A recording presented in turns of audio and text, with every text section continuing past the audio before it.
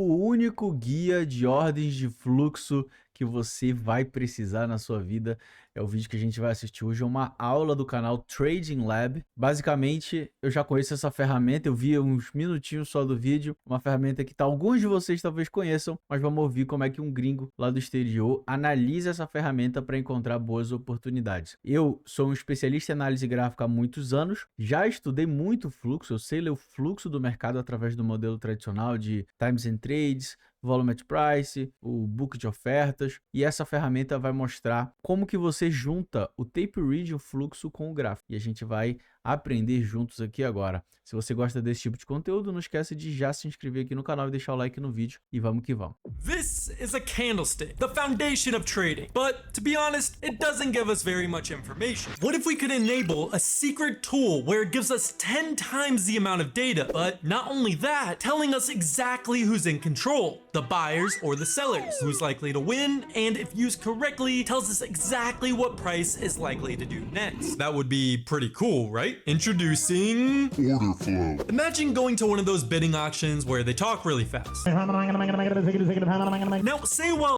Esse negócio de fala muito depressa lembra exatamente a galera do pregão viva voz, né? Que ficava, compro, vendo, aquela coisa toda bem rápido, né? Quando você fala de fluxo, a primeira coisa que você lembra é exatamente isso, né?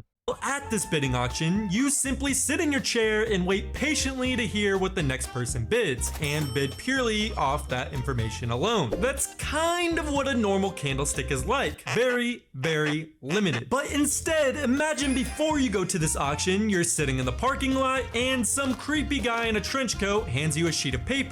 Caraca, essa mão toda zoada, dá pra ver que a imagem toda foi feita com IA, né?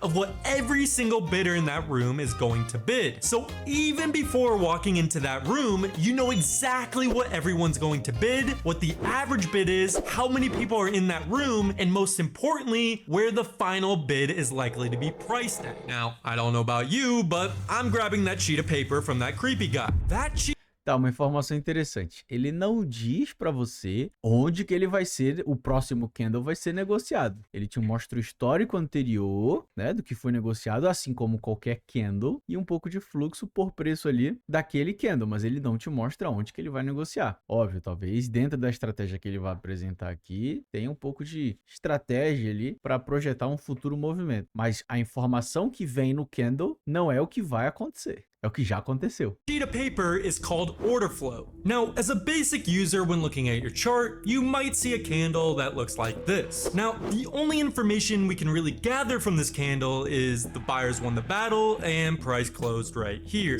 Na verdade, são 4 informações importantes que o candle te dá, né? Onde ele abriu, onde ele fechou, até onde ele foi para cima e até onde ele foi para baixo.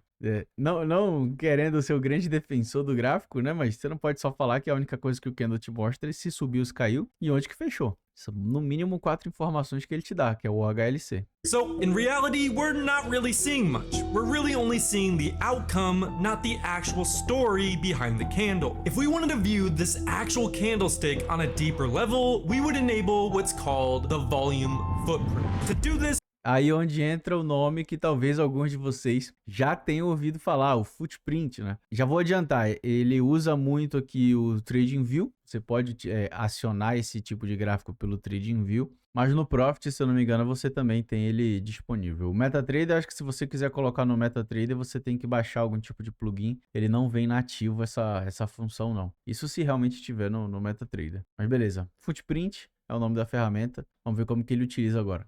let's go to TradingView. If you don't yet have it, I'll leave a link in my description. Go to the top here, select the candle icon, then scroll to the bottom till you see the volume footprint. Now, I get it. When first looking at this, it can look like the cockpit of an F-22 fighter jet. There's a lot going on, and to say the least, it looks pretty confusing. What the hell? But it's actually pretty simple. To break it down, the left side is the sell volume, the right side is the buy volume. The numbers within these boxes are simply the amount of volume executed at that specific price. So if we zoom in here, there is 1.68 million in sell volume executed at this specific price, while there is only 1.57 million in buy volume. So in essence, there was way more seller activity at this price compared to buying activity, meaning meaning sellers held control while we were at this specific price. The volume footprint will color code these numbers for you so you can quickly identify what's what. The darker labeled metrics show price levels with lower volumes, the lighter colors show price levels with larger volumes. The metrics labeled white are the price levels with the highest amount of activity. So in this example, this was the price level with the highest amount of volume, and where buyers and sellers found fair value for the most part. This level Que foi exatamente o preço de fechamento. Coincidência? Eu acho que não.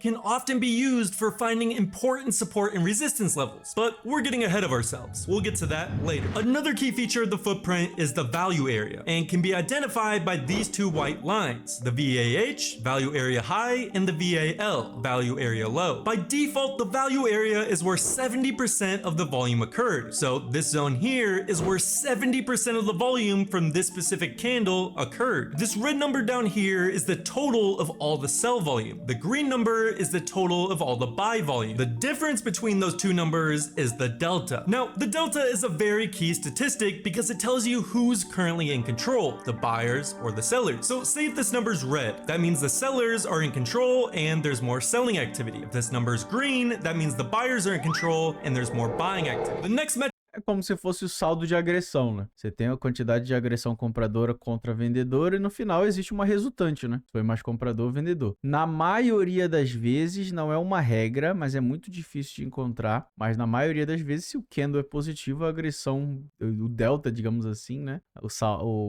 saldo da agressão é mais comprador. E o inverso também. metric is probably the most important one and is where we will generate a lot of our strategy from, and that is imbalances. These imbalances can be seen by these small red and green rectangles on the side of the volume footprint. These rectangles show up when one price level has at least 3 times more volume compared to the one across from it. So in essence, if you ever see a rectangle on the side of the footprint, that means that side is drastically winning the battle, and you can use these to quickly figure that out. And these little rectangles are going to be used in the core of our strategy. It's also important to note that we don't compare price levels horizontally. We compare them diagonally like so. That's because when buyers attack sellers, they do that one price level above. When sellers attack buyers, they attack one price level below. So if we take a closer look, the sellers had 990,000 volume compared to the buyers only having 195,000 volume, which is obviously more than 3 times the amount. So in return, a small red rectangle or imbalance is printed next to this number. If we use these imbalances correctly, we can predict exactly where price is likely to reverse. For example, if we have this candle right here and there was a ton of buy imbalances at the top showing buyer aggression, price should in turn close above these imbalances. Since there's a lot of buy volume up here, price should correlate with that and move up from these imbalances. That's a healthy candle. But if price closes below these imbalances, this is showing the buyers are being absorbed by the sellers, and the sellers are starting to take back control. Same goes with bearish candles. If we have multiple seller imbalances down here, price in theory should close below these imbalances, showing seller intent. If it doesn't and price closes above these imbalances, that shows the sellers are being absorbed by the buyer. Now, this can be a great tool to find when a reversal is about to happen, but it's not showing when it's actually happening. That's why I added what I call the absorption initiation pattern, or AIP for short. Yeah,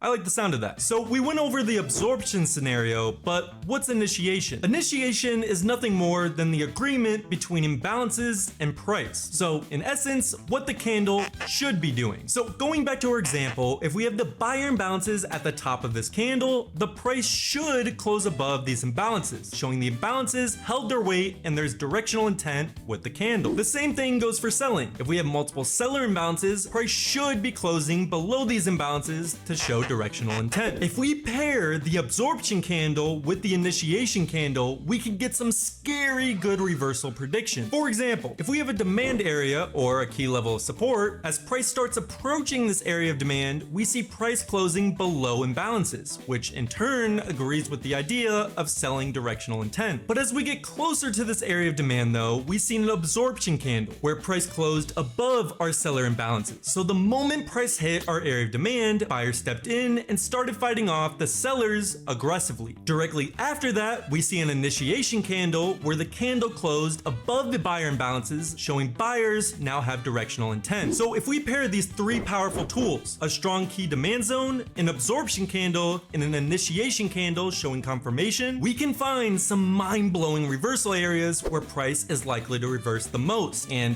muito interessante, mas aí fica uma dúvida de alguém, de novo, né? Que não usa essa ferramenta todos os dias. Se você tá aqui me ouvindo e você usa esse tipo de gráfico com frequência, fique à vontade para deixar escrito aí nos comentários sobre o que eu vou te falar agora. Com que frequência você vai realmente ver o gráfico numa região de suporte e deixar exatamente essa sequência de características? Eu entendi, eu vou só reforçar aqui caso não tenha ficado claro para você. Essas barras aqui laterais mostram as maiores regiões de volume, né? Onde, pô, 70% do volume do candle foi deixado. Se ele fecha abaixo desse volume e o volume predominante foi vendedor, é um sinal de que realmente ele está vindo a favor do volume. Ele está vindo forte, o volume está vindo lá embaixo, ele está fechando baixo, mostrando força vendedora. Agora, quando ele deixar essa característica aqui, eu vou até tirar a legenda rapidinho. A maior região de volume vendedor foi exatamente aqui embaixo e ele fecha acima, é um sinal de exaustão, um sinal de absorção, né? Em que o mercado deixou muito volume aqui embaixo e rejeitou. E quando na sequência ele faz exatamente o inverso desse aqui, né? Um candle fechou acima da principal região de volume, aí ele entende como uma confirmação dessa reversão. Aí, por exemplo, vai, você compra aqui, stop aqui embaixo, aquela coisa toda que a gente já conhece. Então, realmente fica aí a questionamento. Com que frequência você vai ver esse conjunto? E, de novo, no vídeo, no livro, é tudo muito lindo, né? Na hora que a gente começa a ver aquele monte de candle cagado, o mercado sobe e cai, variando um monte de coisa, talvez ele não diga com tanta clareza esses sinais. Fica aí de novo, né? Fica o questionamento. Eu entendo.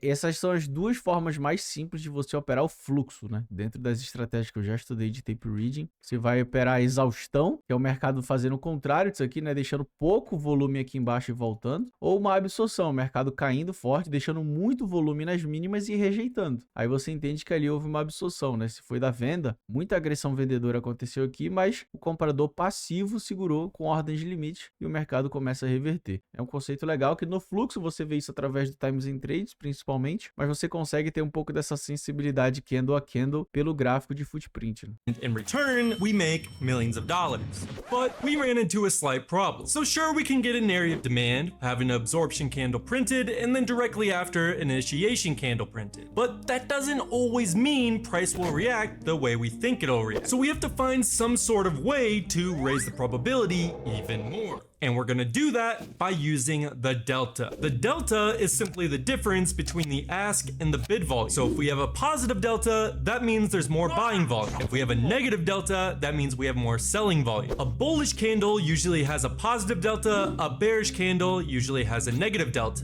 Como eu falei, né? But this isn't always the case. You can have a red candle with a positive delta, and that, my friends, is called delta divergence. Delta divergence is a sign of absorption, and just like you're thinking now, we can use this to our advantage. And to take advantage of the scenario, we're gonna use a little tool called the CVD, which is the cumulative volume delta. To do this, go to your indicators tab and search cumulative volume delta. Click this one right here. So to break it down, if price is making higher highs, but the CVD is making lower lows, this means even though price is going higher, the delta is going lower, which means buyers are getting exhausted and price is likely to fade out and head lower. The same is true if we get a scenario like this. If price is making lower highs and the CVD is making higher highs, this means buyers are trying to go up, but sellers are absorbing them, which price is also likely to head lower. The opposite of this is also true. If price is making lower lows, but the CVD is making higher lows, that means the sellers are losing steam and price is likely to head upward. Same goes with if the price is making higher lows, but the CVD is making lower lows, it means the sellers are trying to go down, but getting absorbed by the buyers. So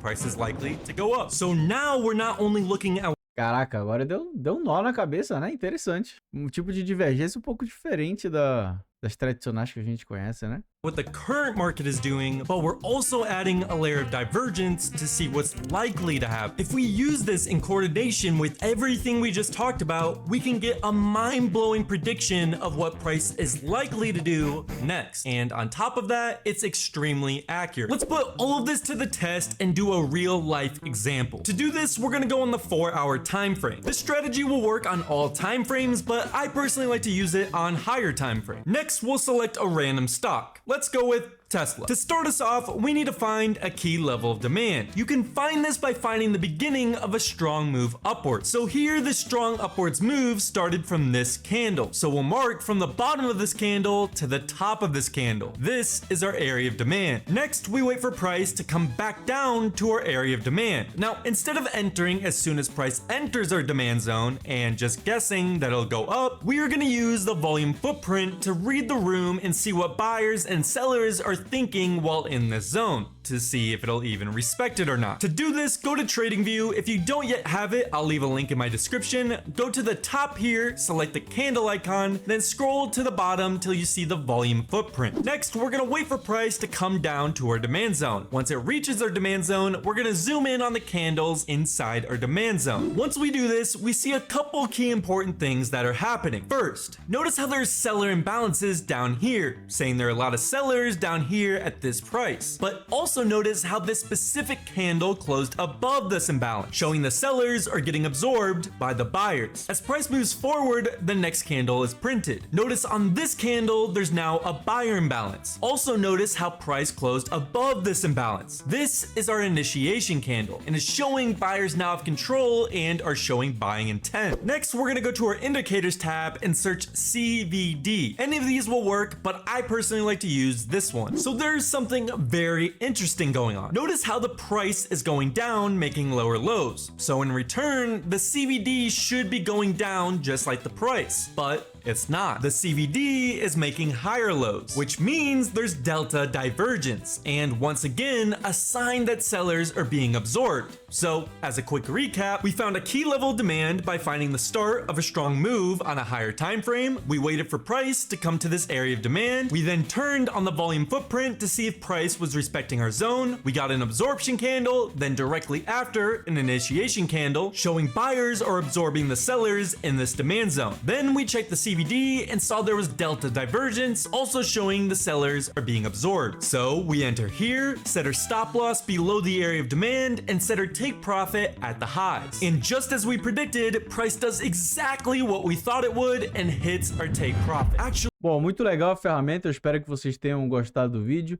Confesso que eu não utilizo e realmente não tenho interesse nenhum em utilizar. Basicamente era mais para trazer esse vídeo de um conteúdo um pouco diferente para você que tem vontade de unir o fluxo, o tape read dentro do gráfico, candle a candle. Eu conheço algumas pessoas que utilizam, conheço algumas pessoas que gostam e eu confesso que isso para mim é completamente descartável. Eu não tenho interesse nenhum de utilizar isso no meu dia a dia. Mas às vezes você está aprendendo agora e é uma ferramenta que você acha muito interessante e gostaria de se especializar. Mas beleza, se você gostou, já deixa o like e comenta aqui se você gosta ou não dessa ferramenta, se você já ouviu falar ou não. E comenta aqui Orderflow, caraca, se tiver dúvida como escreve, comenta aqui Orderflow, só para saber que você chegou aqui até o final do vídeo. E se você chegou até aqui, provavelmente você vai gostar desses outros 2 vídeos que o YouTube vai recomendar para você assistir. Fechou? Então vai lá assistir. Um grande abraço, valeu, valeu, tchau, tchau.